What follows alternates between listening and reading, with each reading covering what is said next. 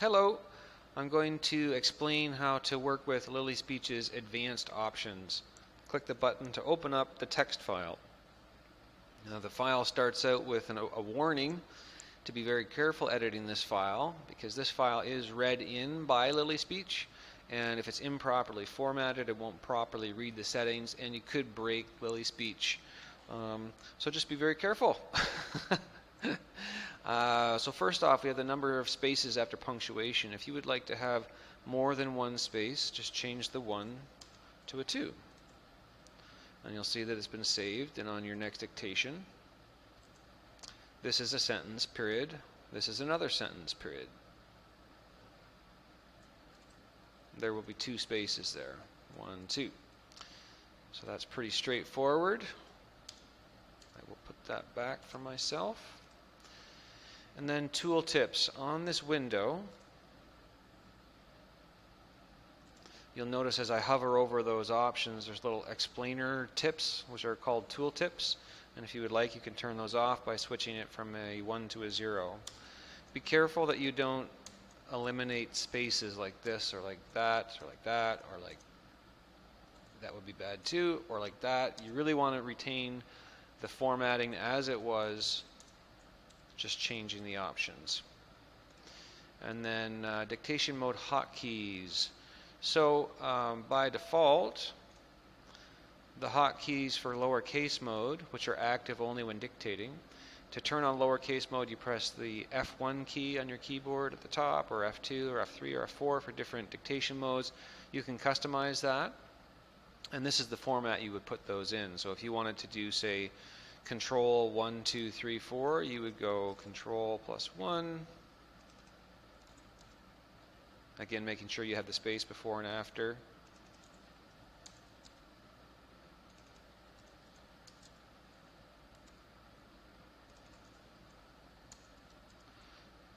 Whoops, see, there would be a mistake. Missing the plus sign.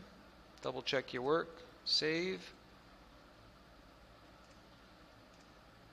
And now you see the hotkeys have been changed there. I'll go ahead and I'll leave those for now. When you're dictating in LilySpeech, I'll explain these next ones. So long as you dictate in a kind of continuous stream, it intelligently gets the capitalization right. I'll explain that. So I'll say a sentence, and of course it'll start with a capital. And then I'm going to not finish the sentence. I'm going to stop without a period or exclamation mark or question mark. I'm going to let that type in, and then when I transfer, you'll notice that it intelligently adds the space and does not capitalize the next word. This is a test, which I will now continue. And will finish now, period. So you see there, I got the spacing and the capitalization properly. Now if I do this though, this is a test, period, which I will now continue, period. When I stopped and I hit the period and the backspace, LilySpeech detected keyboard activity, and it no longer knows exactly what the context of your document is, and therefore doesn't know whether it should add a space or a capital, and it just defaults to adding a capital, right? You can control that on the fly by hitting these hotkeys. So the equal sign during dictation will make sure that the next thing that is transferred from the preview window to your document comes out with a capital. The minus sign will make sure it comes out lowercase. So I'll demonstrate that now. This is me doing a test, period.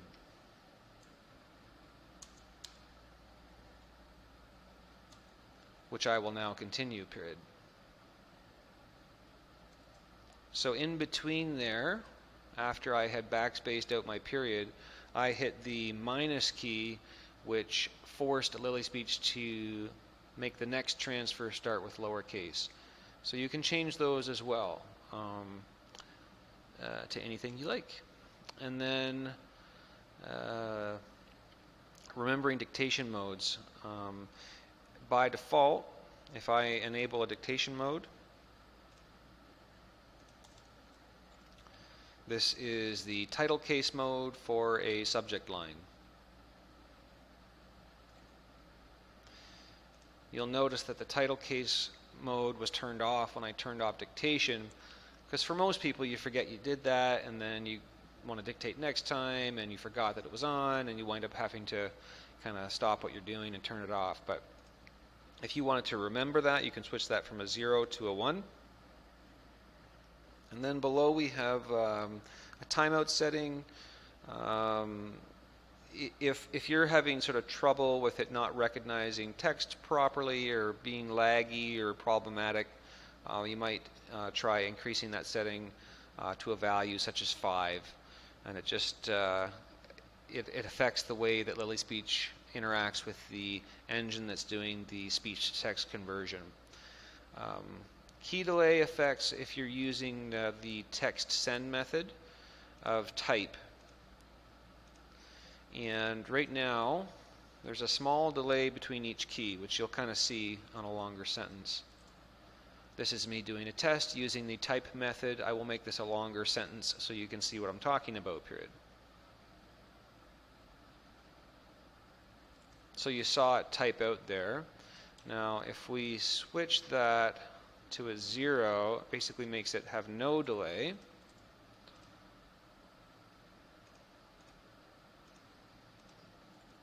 This is me doing a longer sentence similar to last time, so you can see the difference without a pause between each keystroke, period.